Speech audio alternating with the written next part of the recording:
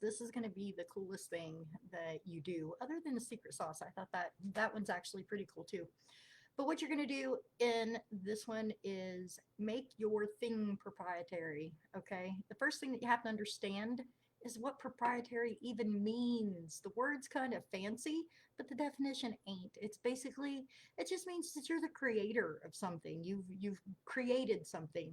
So you own it. You have exclusive rights to it. It's yours.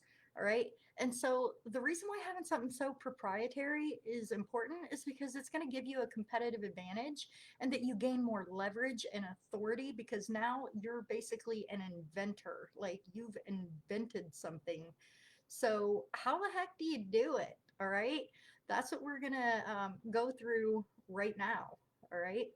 There's four ways that you can make something proprietary, and that's through the name, the delivery mode, the ingredients, and the roadmap. So let's take a look at a couple examples. A proprietary name is the easiest to accomplish because it takes something that's already exists and it just changes the way people see it so that it feels new. Like, for example, Vince Offer created the ShamWow. That was just a mop. So nobody would have bought just a mop, but now that mop has become a household name. Everybody knows what a ShamWow is. Do you know that he also created the slap chop, which was what? Just a vegetable chopper.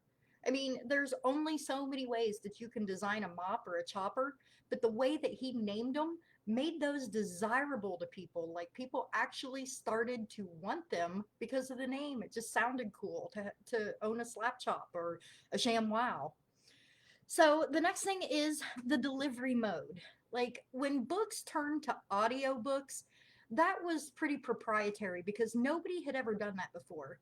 And that was done to help blind people. But now everybody listens to audiobooks because we found out that they were just more convenient, right? So the delivery mode's actually an example of another secret way that you can be proprietary just by finding out that your thing can solve another unexpected problem in like a whole new market. So in that case, the offer wasn't proprietary, but the market was. The marketing of it was because it was serving a whole new audience. So the way that they had to talk about it and market that ended up becoming completely different. So what can you do to offer things in like a new format? Like what are you doing right now? Like if you're producing things in video format, can you make them written or audio? If it's something physical, can you make it digital? Can you change something about it to where it can be used in a different format that maybe, either people aren't doing or just in a unique way?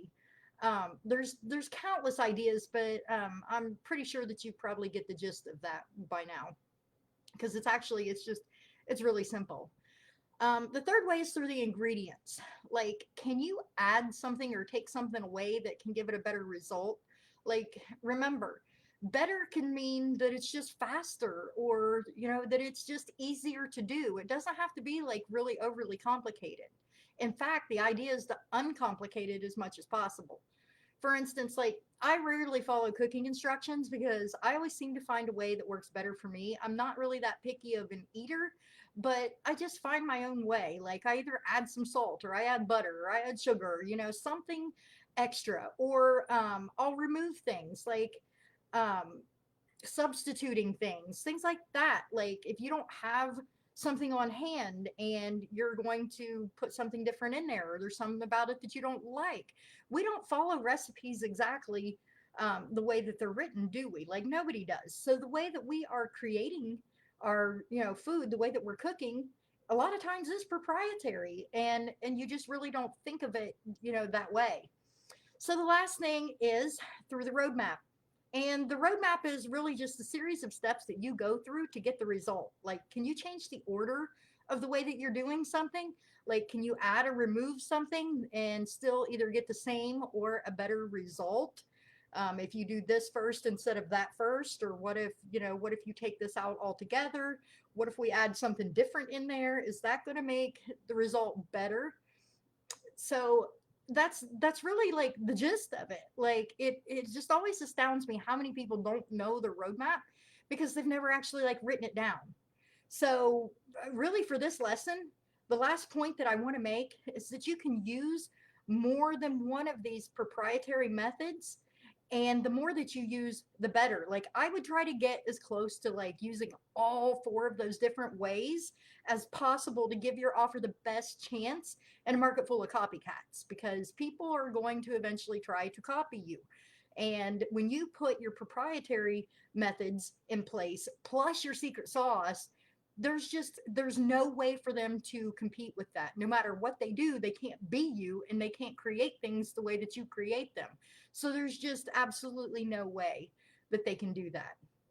So it's all about like not just saying that you're different, it's about just being different. And all five of these lessons bring you closer to that. And I really hope that you've gotten a lot out of these workshops.